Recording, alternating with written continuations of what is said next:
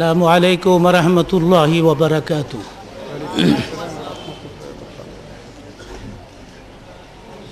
نحمده ونستعينه ونعوذ بالله من شرور أنفسنا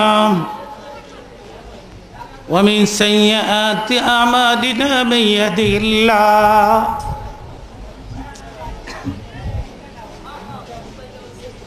فلا مضل له ومن يضلله فلا هادي له ونشهد أن لا إله إلا الله وحده لا شريك له ونشهد أن محمدا عبده ورسوله فقد قال الله تعالى في كلامه مجيد وفي فرقان الحميد أعوذ بالله من الشيطان الرجيم بسم الله الرحمن الرحيم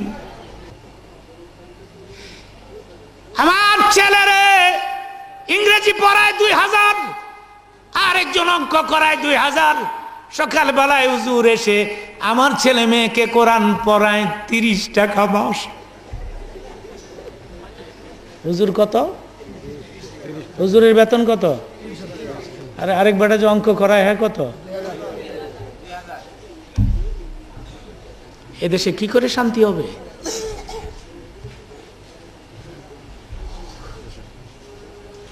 যুক্তিবাদীর বদনাম সারা বাংলাদেশে। যুক্তিবাদী টাকা নেই বেশি, ওয়াজ করে কম।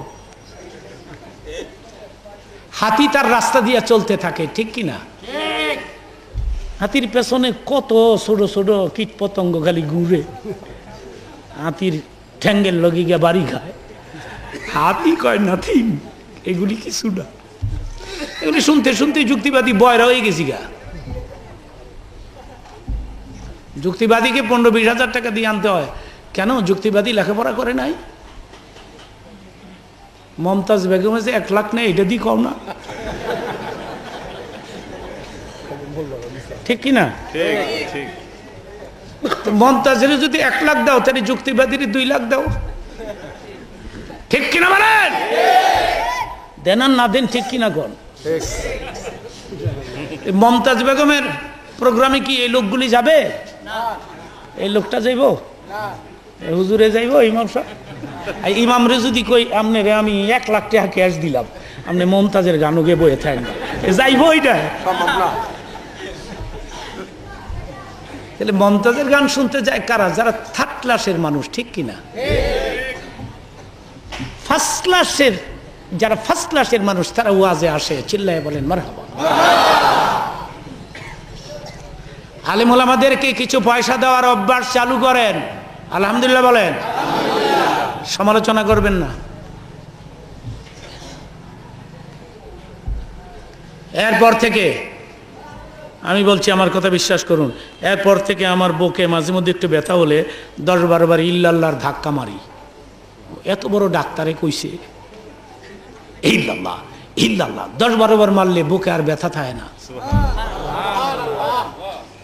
লা ইলাহা ইল্লাল্লাহ, লা ইলাহা ইল্লাল্লাহ, লা ইলাহা ইল্লাল্লাহ, লা ইলাহা ইল্লাল্লাহ, লা ইলাহা ইল্লাল্লাহ, লা ইলাহা ইল্লাল্লাহ, লা ইলাহা ইল্লাল্লাহ, লা ইলাহা ইল্লাল্লাহ মুহাম্মাদুর রাসূল।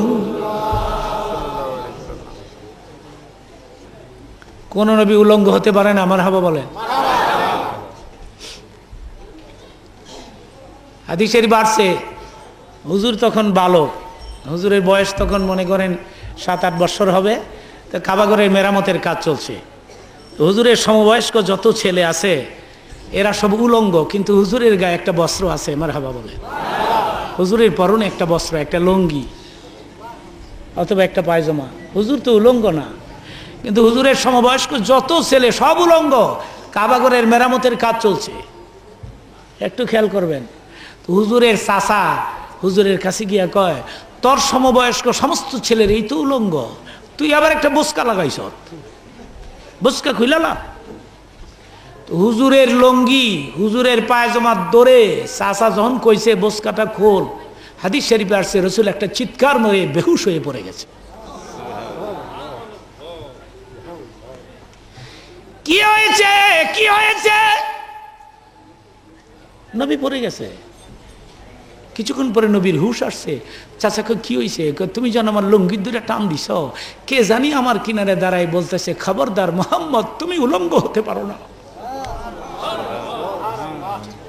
তুমি উলঙ্গ হতে পারো না।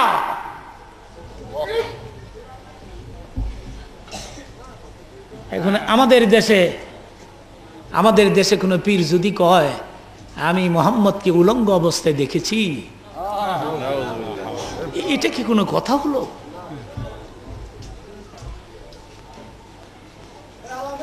কই ইউসুফ আর কই মুহাম্মদুর। আপনারা ইউসুফ আলাইহিস সালামের নাম শুনেছেন, দেখেছেন? আমিও দেখি নাই। ইউসুফ আলাইহিস সালামের পুরো জীবনীটা আমি পড়েছি। তার জীবনীতে আসছে তিনি খুব সুন্দর ছিলেন। আমার ভাইরাম, তিনি খাবার খাইতে লাগলেন।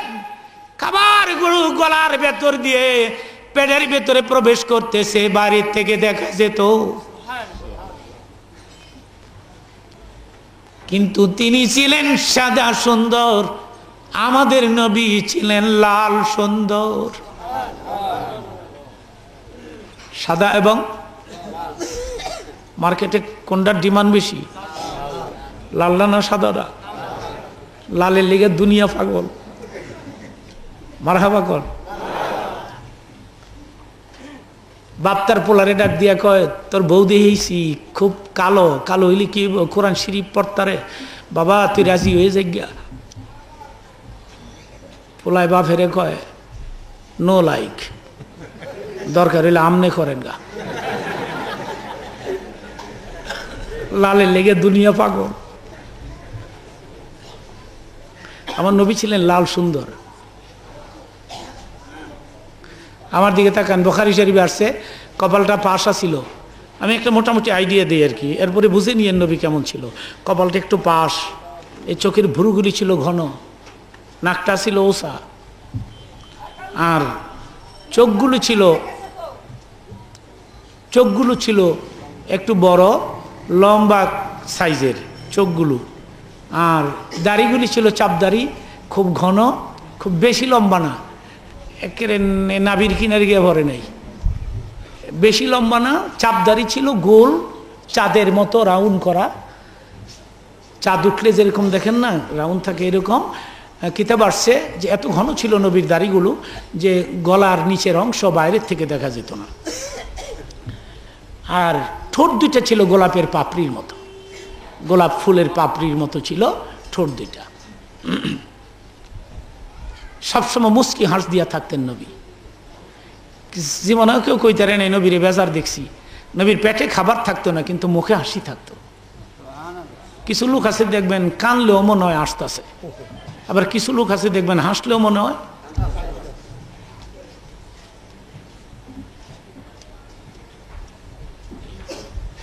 মোটামুটি একটা ধারণা হইছে চেহারাটা কেমন ছিল, হইছে। 1000 বার দুরূদ শরীফ পাঠ করবেন, পবিত্র বিছনায় ঘুমাবেন, দুরূদ পাঠ করতে করতে করতে করতে ঘুমিয়ে যাবেন। রসুলের আমি যে একটা মোটামুটি ধারণা দিছি, এটার একটা আকৃতি চিন্তা ভাবনা করে আপনি ঘুমায় পড়েন, এই আমল চালু রাখেন, একদিন রসুলকে দেখে ফেলবেন। কেউ যদি ঘুমের ঘরে আমার নবীকে স্বপ্নে দেখে ফেলে, জাহান্নামের আগুন তার জন্য হারাম হয়ে যাবে।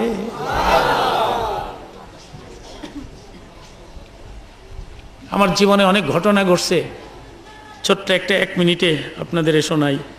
আমার মনে হয় 20-22 বছর আগের ঘটনা।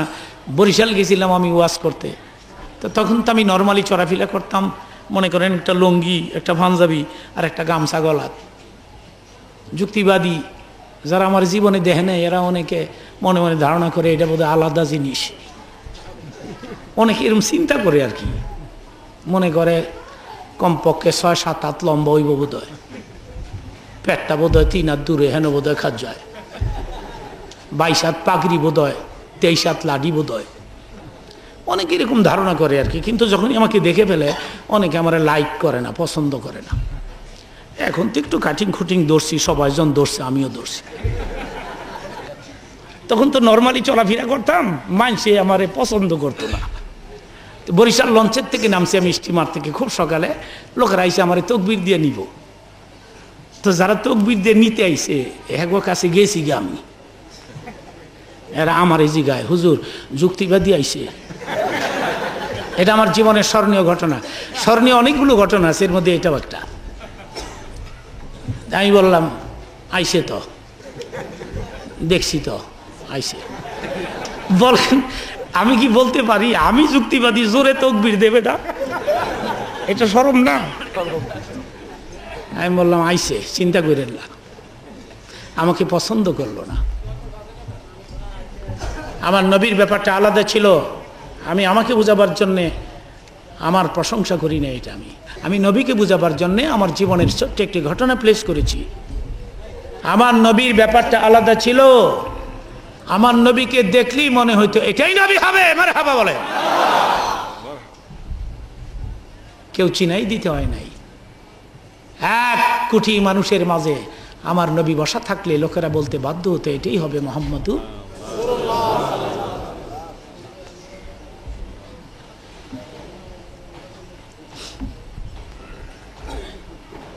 ছোট্ট একটা হাদিসের আলোচনা করি।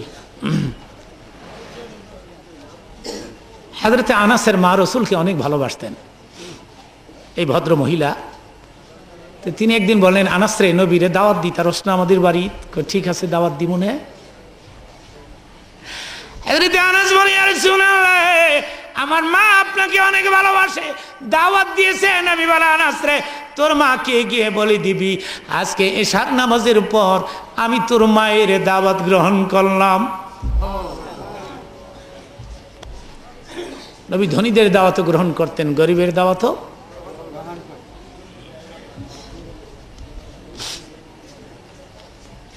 সেটা ছিল পূর্ণিমার রাত।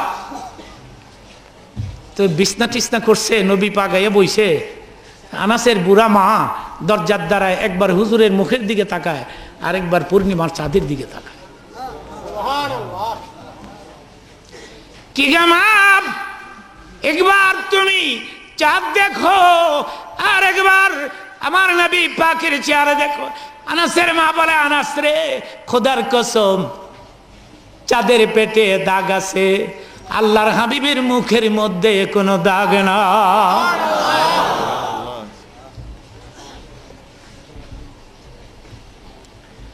নবীজি বলে, আনাসের মাম, কি কারণে আমার দাওয়াত করেছো? আনাসের মা বলে, নবী গো, আমি দাওয়াত করেছি, আমার মনের একটি কথা আপনার কাছে ব্যক্ত করব, সেই জন্যে বলো। নবী গো, আমি তো আমার আনাসকে আপনার পেছনে কোরবানি দিয়েছি। আমার আনাস আপনার গোলাম, আপনার খাদেম। সারাদিন আমার আনাস আপনার পেছনে সার্ভিস দেয়। কিন্তু রাত 10টা-11টায় আপনি যখন বিদায় দিয়ে দেন, আমরা গরিব মানুষ, আমার আনাস অনেক সময় না খেয়ে ঘুমিয়ে পড়ে, শুয়ে পড়ে আমার কলিজার টুকরা।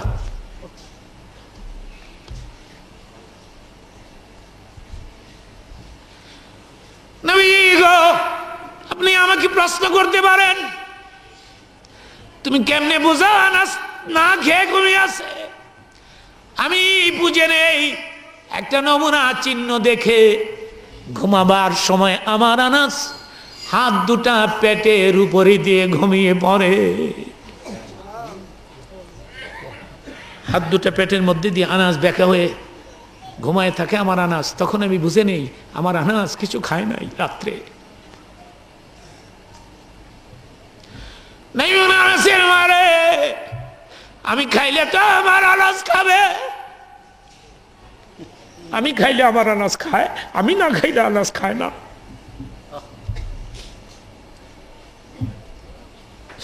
কি করতে হবে আমাকে, আমি কি করবো বলো? আনাসের মা বলি, আর রাসূলুল্লাহ আপনি দোয়া করে দেন, আল্লাহ রাব্বুল আলামিন আমার আনাসকে ধনী করে দে, আমার আনাস ধনী হয়ে যাক। নবী পাক বলে, তুমি দোয়া করো, আমি নবী আমিন বলে দিব। বন্ধুগণ, এই ঘটনা অত্যন্ত হৃদয় বিদারক ঘটনা, এটা হৃদয় স্পর্শী আলোচনা। যাদের হৃদয় আছে এদের চোখে পানি এসে যাবে, যাদের হৃদয় নাই এ কথা হিট করবে না তাকে, যাদের হৃদয় আছে হিট করবে কথা দিয়ে।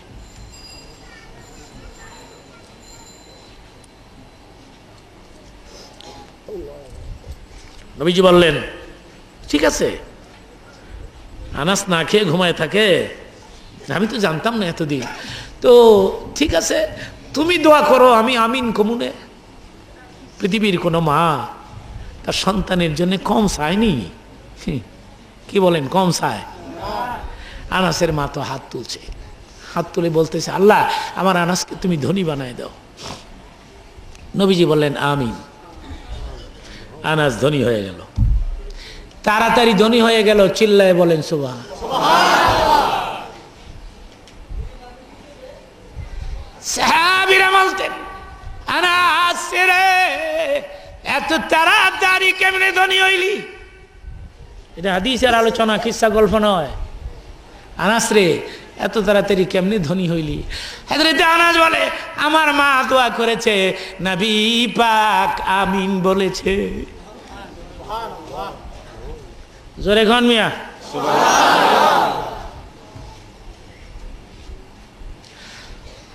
মদিনার লোকেরা শোনো শোনো, দোয়া কিভাবে কবুল হয়ে গেছে। তোমাদের খেজুরের বাগানে বৎসরে একবার খেজুর হয়, আর আমার বাগানগুলোতে বৎসরে 2 বার খেজুর হয়।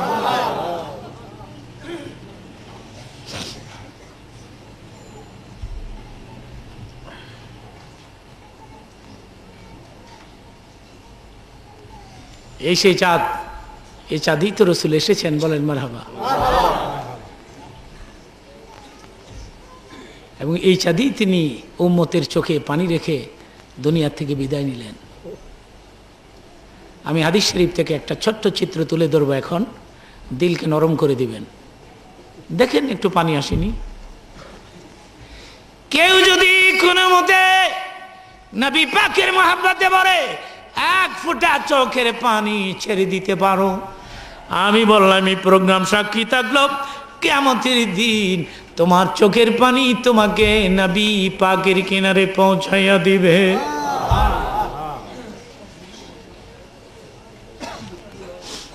একদিন তো 18,000 মখলুকাত রসুলকে পাইয়া খুশি, কিন্তু আজকে নবীকে বিদায় দিতে গিয়ে 18,000 মখলুকাত সবাই কাঁদছে। পাহাড় কান্দে, পর্বত কান্দে, বৃক্ষ তরুলতা কাঁদে, আবু বকর কাঁদে, ওমর কাঁদে, ওসমান গনি কাঁদে, আলী সবাই তো কাঁদে। সবচেয়ে বেশি কেঁদেছিলেন 2 জন, পুরুষদের মধ্যে হযরতে বেলাল, আর মহিলাদের মধ্যে রাসূলের কলিজার টুকরা ফাতেমা জোহরা।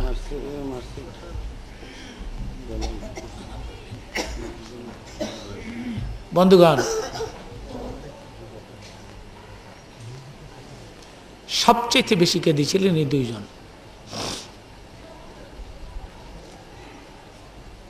বেলাল তো পাগলই হয়ে গেল। তো ইন্তেকালের দিন নবীজি বললেন, আবু বকর আমি সবাইকে দেখতে পাচ্ছি, বেলালকে দেখতে পাচ্ছি না, বেলালকে একটু খবর দাও তো। তো বেলাল কাঁদতে কাঁদতে কাঁদতে কাঁদতে, রাসূল তখন অসুস্থ, নবী সেদিন ইন্তেকাল করবেন, খুব অসুস্থ, নবীর গায়ে জ্বর।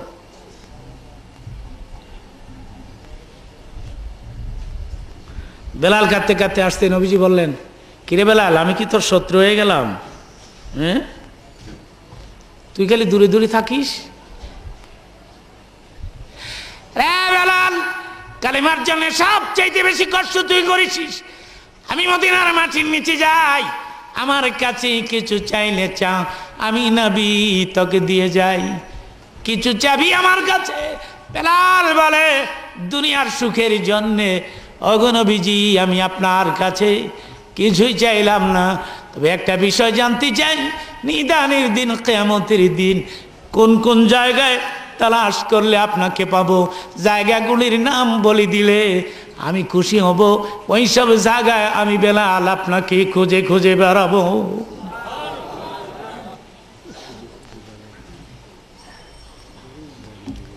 পাবে পাবে পাবে রে বিল্লাল চারখানে, দোজো ঘাসত ফলসারাত আর মিজানে, দোজো ঘাসত ফলসারাত আর মিজানে। এই চার জায়গায় আমাকে পাবি।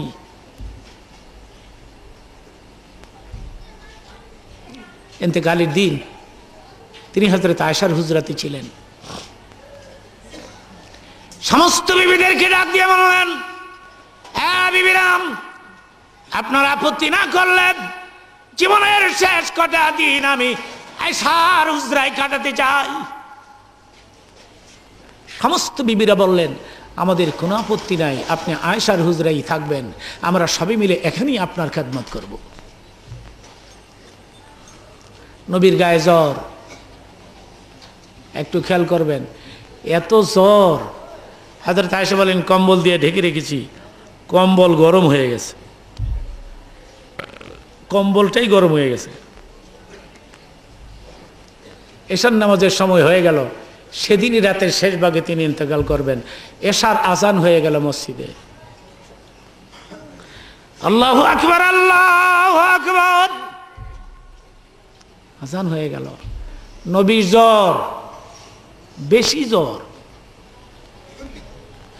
নবী বললেন, আয়েশা রে, মসজিদে আজান হয়েছে। জি হুজুর। নামাজের তাকবীর শুরু হয়েছে, কাতার সোজা করেছে। আমার সাহাবীরা কাতার সোজা করেছে, কাহা তাকবীর শুরু হয়েছে, কাহা আমার মুসাল্লায় কে? আমার বাবা আবু বকর। তোমার বাবা আমার মুসাল্লায় দাঁড়াইছে? হ্যাঁ। এখনই শুরু হবে? হ্যাঁ। তো তুমি একটা কাজ করো, তোমার জানালার পর্দাটা একটু টান দাও, আমি এখান থেকে জামাতে শরীক হব।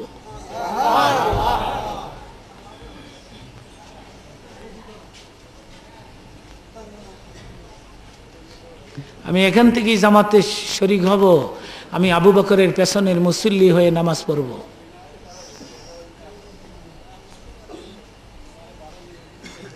দেখেন নামাজের কত গুরুত্ব। সুবহানাল্লাহ।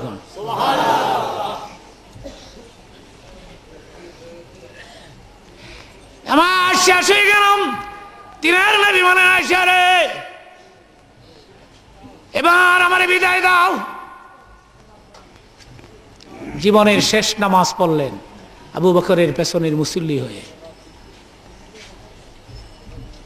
আয়েশা রে, আমি একটু মেসওয়াক করব।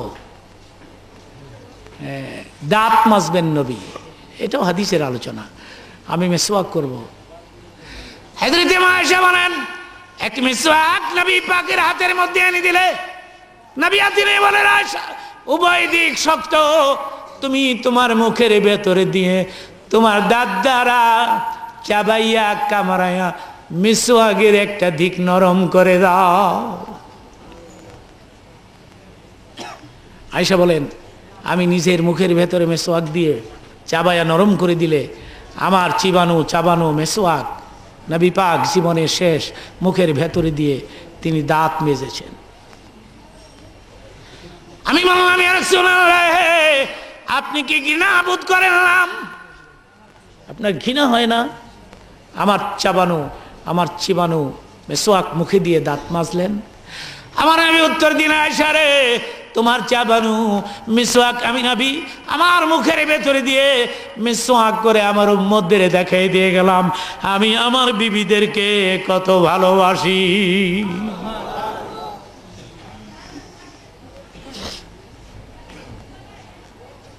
রাসূলের শ্বাস নিঃশ্বাস ঘন ঘন হয়ে গেছে। ঘন ঘন হয়ে গেছে, তখন মালাকুল মউত এসে গেছে। হ্যাঁ, আজরাইল এসে গেছে। আল্লাহ বলছে, আজরাইল আমার হাবিবের রূহ কবজ করতে যাও। হ্যাঁ, তুমি সুন্দর সেকেল ধরে যাবে, এত সুন্দর হয়ে যাবে তোমাকে দেখলে আমার নবী যেন জর্রা পরিমাণ ভয় না পায়। সব চাইতে সুন্দর এমন একটা সুরত ধরবে তুমি, আমার বন্ধু মুগ্ধ হয়ে যায়। পৃথিবীর কারো কামরায় ঢুকতে আজরাইলকে পারমিশন লাগে না। জোরে কোন লাগে? হাদিস শরীফ আসছে আজরাইল পারমিশন চাচ্ছে। সুবহানাল্লাহ। বাইরে দাঁড়ায়া তিনি সালাম দিছে, ভেতরে কারা আছেন আসসালামু আলাইকুম, মালাকুল মউত সালাম দিছে, ভেতরে কারা আছেন আসসালামু আলাইকুম। নবীকে বলুন আমি মালাকুল মউত আসছি, আমি কি ভেতরে ঢুকবো?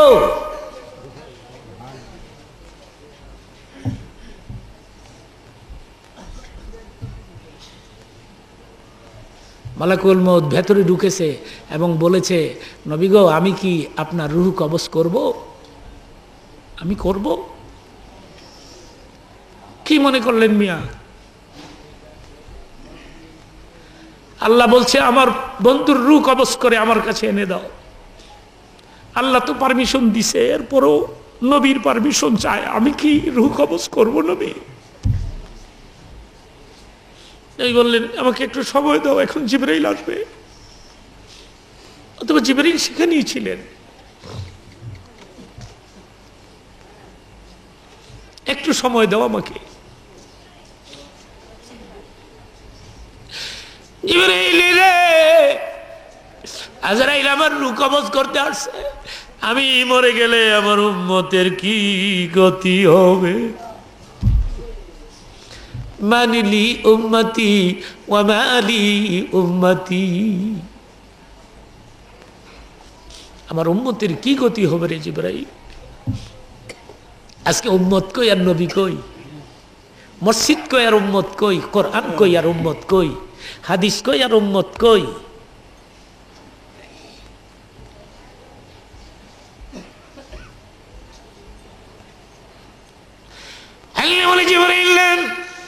বলে দাও আমার বন্ধুরে,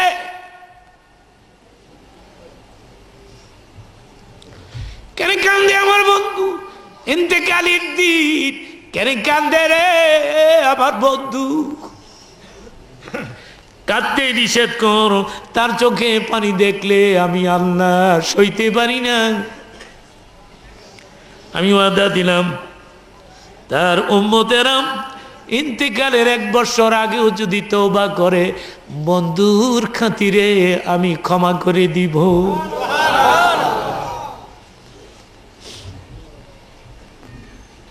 নবী বলেন জিবরিল আসসানাতু কাসীরা, 1 বছর তো অনেক লম্বা। আল্লাহ বলে জিবরিল তাহলে বলে দে ইন্তেকালের 1 মাস আগে, 1 মাস আগেও যদি তওবা করে বন্ধুর খাতিরে আমি ক্ষমা করে দিব। নবী বলেন আশ-শাহরু কাসীরাম, 1 মাস তো কম লম্বা নয়। আল্লাহ বলে জিবরিল তাহলে বলে দে মৃত্যুর 1 দিন আগে যদি তওবা করে বন্ধুর খাতিরে আমি ক্ষমা করে দিব। নবী বলেন জিবরাইল রে আল-ইয়াউমু কাসীরাম, 1 দিনও তো কম লম্বা নয়। আল্লাহ বলেন জিবরাইল তাইলে বলে দে যেদিন মরবে, যখন মরবে তখন যদি তওবা করে বন্ধুর খাতিরে ক্ষমা করে দিব, আমি মাফ করে দিব। কই নবীকে তো কেউ রাখতে পারলো না? পারছে? জোরে কোন পারছে?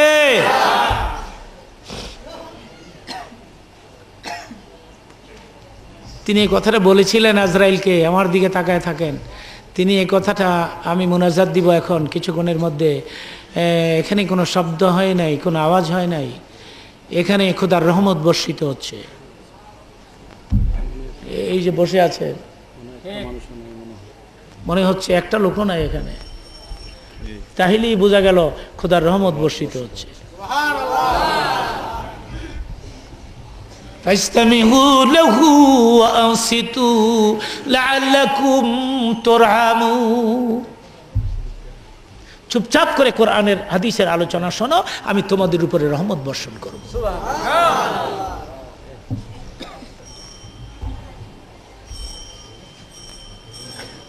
একটা কথা বলেছিলেন, ছোট্ট করে বলি, যখন আজরাইল পারমিশন পাইছে রূহ কবজ করবে,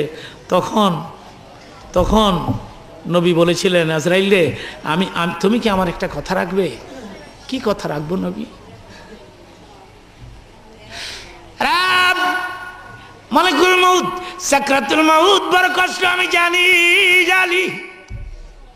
জানি মৃত্যু যন্ত্রণা কত কষ্ট। আজরাইল রে, কিয়ামত পর্যন্ত এই দুনিয়াতে আমার উম্মত নরনারী যত আসবে, প্রত্যেকের মৃত্যু যন্ত্রণা একত্রিত করে আমার বুকের উপরে চাপায় দাও, এই দারুণ কষ্ট আমার উম্মতের দিও না।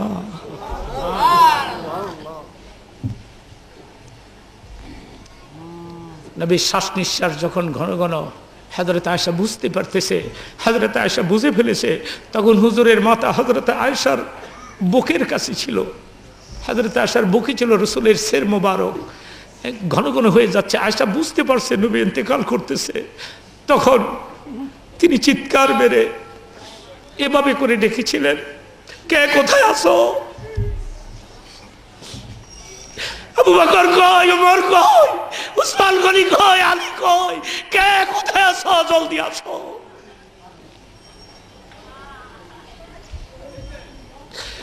নবী বলে, আয়েশা রে, আমার মাকে খবর দাও, ফাতেমাকে। ফাতেমা দৌড়ে আসছে, কি গো বাবা, কি হয়েছে তোমার? মারে,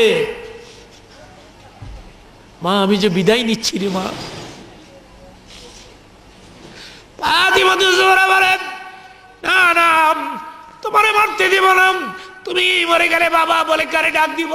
কার মুখ দেখে মদিনায় বেঁচে থাকবো? আমার ঘরের পাতিনায় যখন খাবার হয় না, আমার দুই ছেলে কিদার কষ্টে গলা কাটা মুরগির মতো বিছানায় পড়ে যখন ছটপট করে, দুই পোলারে কোলে লইয়া তোমার বাড়িতে যাইতাম গো বাবা, খোদার কসম তোমার মুখের দিকে তাকায় থাকলে আমাদের পেট ভরে যেত।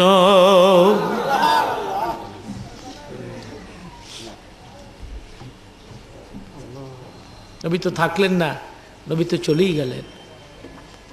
যাওয়ার সময় বলে গেলেন, তোমাদের কাছে দুটি জিনিস রেখে গেলাম, তারাকতু ফীকুম আমরাইন, একটি কোরআন আর একটি আমার সুন্নাহ। মারহাবা বলেন।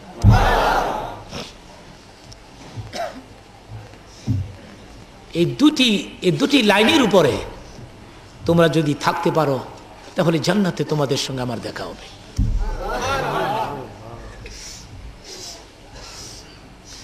রেলগাড়ি দুটি পাতের উপরে চলে, দেখবেন এই দুটি পাতকে রেলগাড়ি ধরে রাখে মজবুত করে, যার কারণে গাড়িটা কমলাপুর এসে পৌঁছে যায়। আর যখনই পাত ছেড়ে দেয়, গাড়ি যখন লাইন ছেড়ে দেয়, কমলাপুর যাবে? জোরে কোন যাবে?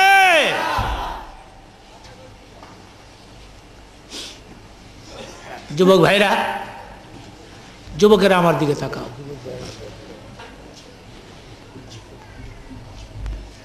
কোরআন এবং সুন্নাহর উপরে চলবে, কোরআন এবং সুন্নাহর উপরে, কোরআন এবং হাদিসের উপরে। মারহাবা বলেন। নামাজটা পড়বে কোরআন সুন্নাহর উপরে ভিত্তি করে চলবে। নামাজটা পড়বে, মিথ্যা বর্জন করবে, তারপরে হালাল উপার্জন করবে, মুরব্বীদের ইজ্জত করবে, আলেমের সম্মান করবে, বড়কে ইজ্জত দিবে, ছোটকে স্নেহ করবে। মাল্লাম ইয়ারহাম সাগীরানা ওয়ালাম ইউআক্কির কাবীরানা ফালাইসা বিন্না, যারা বড়কে ইজ্জত দেয় না, ছোটকে স্নেহ করে না, নবী বলেছেন তারা আমার উম্মত না। মানব সেবা করা, মানুষের সেবা করা, আপনাদের সেবা করা, আপনাদের উপকার করা, আপনাদের হেল্প করা। বাইরের থেকে যে সমস্ত ভাইরা আসছেন আজকের এই প্রোগ্রামে, আপনারা আমাদের জন্য দোয়া করে যাবেন। সমাজ কল্যাণী পরিষদ আমরা চেষ্টা করি শান্তি প্রতিষ্ঠার জন্য, আমরা চেষ্টা করি মহল্লায় শান্তি প্রতিষ্ঠার জন্য আমরা চেষ্টা করি। আপনারা একটু দোয়া করে যাবেন। এবং এই পরিষদের মাধ্যমে বর্ষের প্রোগ্রাম, কোরআনের প্রোগ্রাম, হাদিসের প্রোগ্রাম চলতেই থাকবে। আপনারা বলুন মারহাবা। আর অনেক ভাইরা মহল্লার মহিলারা পর্যন্ত টাকা দিয়েছেন, আপনাদের জন্যে দোয়া হবে। রাত আমি ঘড়ির দিকেও তাকাই নাই, কোনো দিকে তাকাই নাই, রাত 12টা হয়ে গেছে, আর আপনারা এখানে চুপচাপ করে বসে আছেন। তো আমাদের জন্য একটু দোয়া করে যাবেন। আমাদের মহল্লার থেকে যারা মরে গেছে, আমারই একেবারে নিকটতম এক ব্যক্তি, অনেকেই তো মরে গেছে এই মসজিদের সঙ্গে, পেছনের মসজিদ, নতুন মসজিদ, পুকুরবাড়ের মসজিদ, মাদ্রাসা, এগুলি আমরা সবাই মিলেমিশে আছি, আলহামদুলিল্লাহ বলেন, মিলেমিশে আছি। এরা নেতৃত্বটা আমার হাতে দিয়েছে, তো নেতৃত্ব তো আলেমরাই দিবে, ঠিক কিনা নাকি? না মূর্খ টুরকরা? তো নেতৃত্বটা তো আপনারা আমার উপরে অর্পণ করেছেন, মহল্লার সমস্ত লোকেরা মিলে। যুক্তিবাদী আমি তো সবসময় থাকি না, বিভিন্ন জায়গায় পড়ে থাকি, চালাচ্ছেন তো আপনারাই। তবে নেতৃত্ব দিয়েছেন, আমার উপরে নেতৃত্ব দিয়েছেন, সেজন্যে আমি নেতৃত্বটা গ্রহণ করেছি। আমি তো সবাইকে ভালোবাসি। দোয়া করবেন আমাদের জন্যে। আমাদের এই সংগঠন এটা নির্দলীয়, কে কোন দল করে জানি না, সমস্ত দলের লোক আমাদের এই সংগঠনে আছে, আলহামদুলিল্লাহ বলে। আমরা মিলেমিশে আছি এবং মিলেমিশে থাকবো। একটু দোয়া করে যাবেন। আমাদের ছেলেদের জন্য দোয়া করবেন, যুবক ছেলেরা কষ্ট করেছে এদের জন্য দোয়া করবেন, মুরব্বীরা যারা চলে গেছে এদের জন্যে দোয়া করবেন। আমার বন্ধু বান্ধব এই মহল্লায় আসার পরে যারা ছিল, অনেকে নাই, চলে গেছে তারা কবরে। বিশেষ করে জনাব মাতবর, আবুল হাসেম মাতবর, আপনারা জানতেন আমার সঙ্গে তিনি চলাফেরা করতেন, তিনি আজকে দুনিয়াতে নাই। এই গভীর রাতে দোয়া কবুল হবে। আমার সঙ্গে বলুন বিসমিল্লাহির রহমানির রহিম। আস্তাগফিরুল্লাহ রাব্বি মিন কুল্লি জামবিউম ওয়া আতুবু ইলাই। লা হাওলা ওয়ালা কুওয়াতা ইল্লা বিল্লাহিল আলিয়্যিল আযীম। লা ইলাহা ইল্লাল্লাহু মুহাম্মাদুর রাসূলুল্লাহ।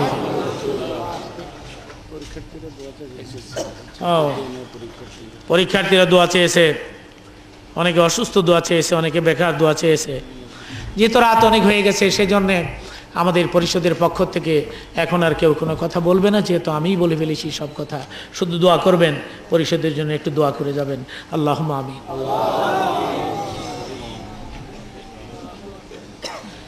রব্বানা যালামনা আনফুসানা ওয়া ইল্লাম তাগফির লানা। এক ঝাঁক মৌমাছির মতো চুপচাপ করে এখানে বসে কোরআন এবং হাদিসের আলোচনাগুলো শুনলো। একটা লোক শব্দ করে নাই, একটা লোক এখান থেকে আউট হয় নাই। এদের তৃপ্তি মিটে নাই। সমস্ত বক্তাদেরকে বেশি বেশি সময় আমরা দিতে পারি নাই, তৃপ্তি মিটে নাই। এরা আরো শুনতে চেয়েছিল, কিন্তু রাত অধিক হয়ে গেছে, আমাদেরকে ঘরে ফিরতে হবে, যেতে হবে। সেজন্য মোনাজাত হয়ে গেল, মেহেরবানি করে আমাদের জিন্দেগীর সমস্ত গুনাহ খাতা মাফ করে দাও। আল্লাহুম্মা আমিন। মঞ্চে বহু বড় বড় আলেম ওলামা আছে, ইমাম, আমাদের শ্রদ্ধেয় ইমাম সাহেবেরা আছে, তারপরে হাজি, গাজী, মুরব্বী, মাদ্রাসার তালিবুল ইলম, স্কুল কলেজ ইউনিভার্সিটির ছাত্র বন্ধু, আমার মা বোনেরা, চারদিক থেকে আমরা এখন হাত তুলেছি কাঙ্গালের বেশে, চির কাঙ্গাল।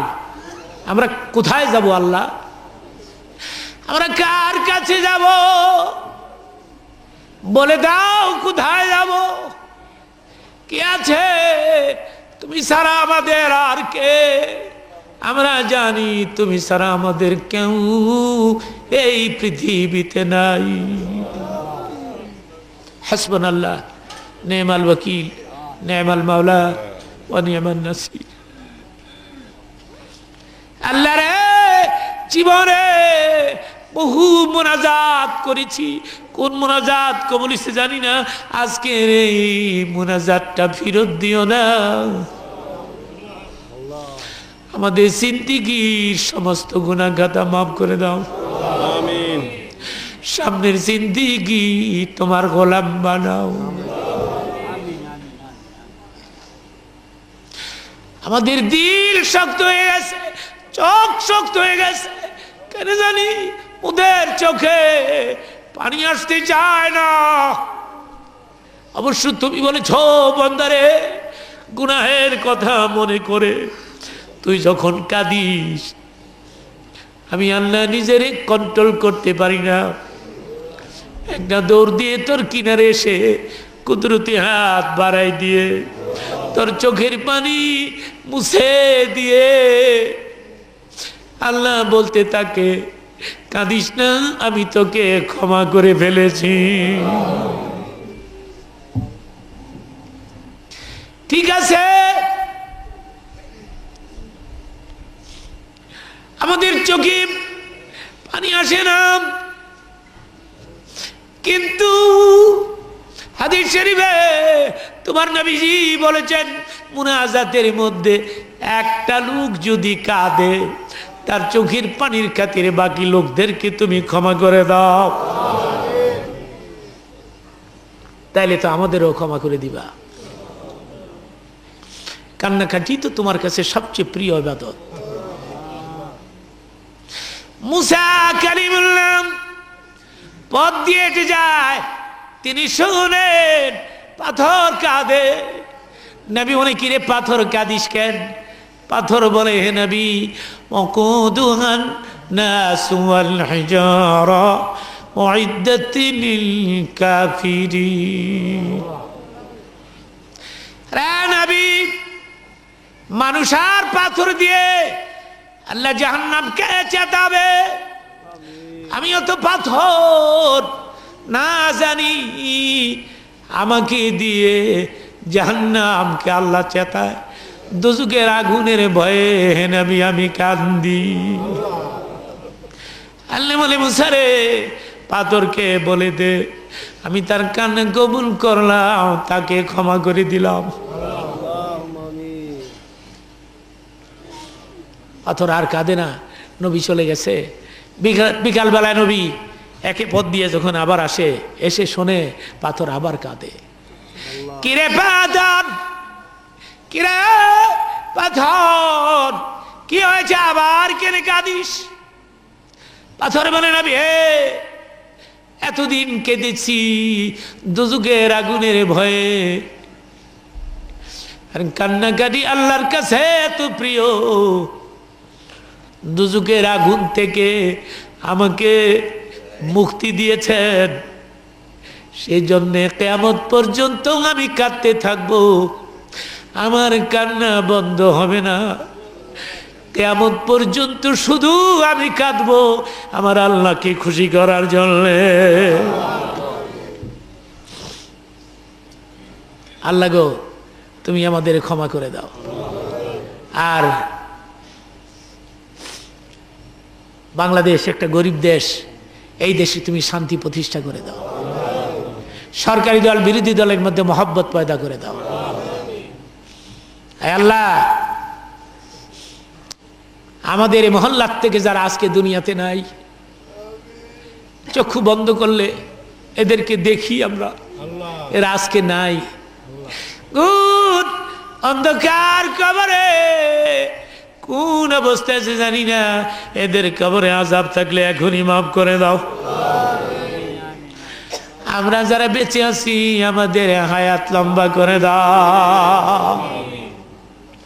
পরীক্ষার্থী কামিয়াব নসিব করে দাও, অসুস্থ সুস্থ করে দাও, স্বামী স্ত্রীর মধ্যে মহব্বত পয়দা করে দাও, পিতা পুত্রের মাঝে মহব্বত পয়দা করে দাও। আল্লাহ, এই পরিষদ সমাজ কল্যাণকে তুমি কিয়ামত পর্যন্ত টিকায় রাখো। বর্তমানে এবার নূতন পরিষদ করা হয়েছে, আমরা সবাই মিলেমিশে সমাজের কাজ করতে পারি, সেই শক্তি তুমি আমাদের দাও আল্লাহ। সর্বশেষ যে কথা বলবো, আমাদের মধ্যে অনেকের মা নাই, অনেকের বাপ নাই। কত মানুষ মা মা বলে ডাকে, বাবা বাবা বলে ডাকে। আমরা অনেকেই মা বাপ ডাকতে কি চির বঞ্চিত হয়ে পড়েছি। জনম দুঃখিনী মা, মা নাই গৃহে যার, সংসার অরণ্যতার, দেখিলে মায়ের মুখ মুছে যায় সব দুঃখ।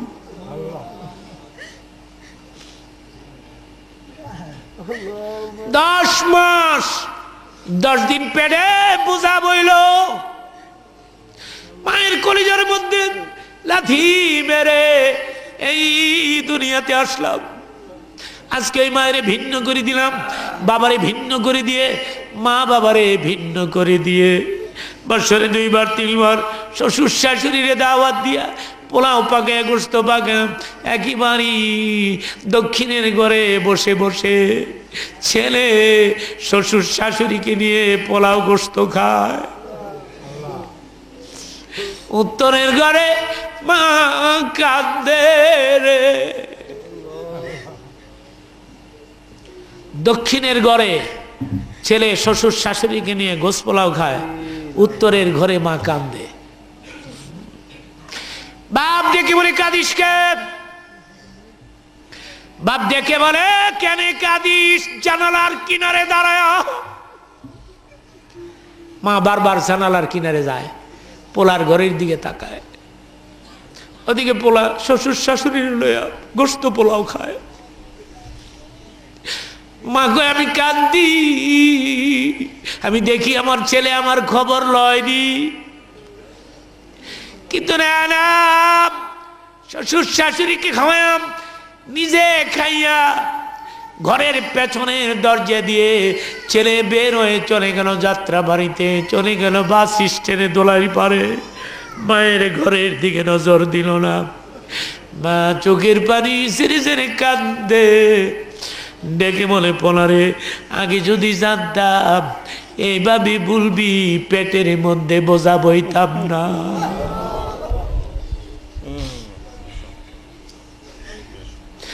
পেটে ধরলাম আমি, বোঝা বইলাম আমি।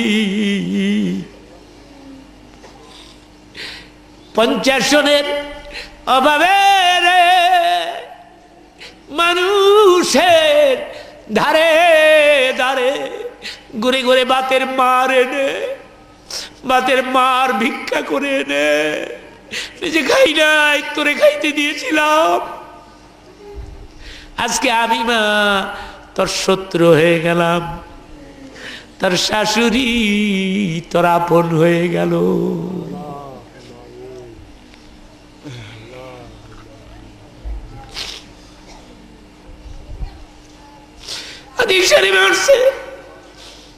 কোন সন্তান মা বাবার কথা মনে করে যদি 1 ফোঁটা চোখের পানি ছেড়ে দেয়, নবী বলেছেন চোখের পানি চোখ থেকে বের হয়ে নাকের আগে আসার আগে আগে বাপ মার কবরের আযাব মাফ হয়ে যায়। আমার সঙ্গে সবাই বলুন রব্বিরহামহুমা কামা রাব্বায়ানি। সুবহান রাব্বিকা রাব্বিল ইজ্জাতি আম্মা ইয়াসিফুন ওয়া সালামুন আলাল মুরসালিন আলহামদুলিল্লাহি রাব্বিল আলামিন। লা ইলাহা ইল্লাল্লাহু মুহাম্মাদুর রাসূলুল্লাহ। আসসালামু আলাইকুম ওয়া রাহমাতুল্লাহ।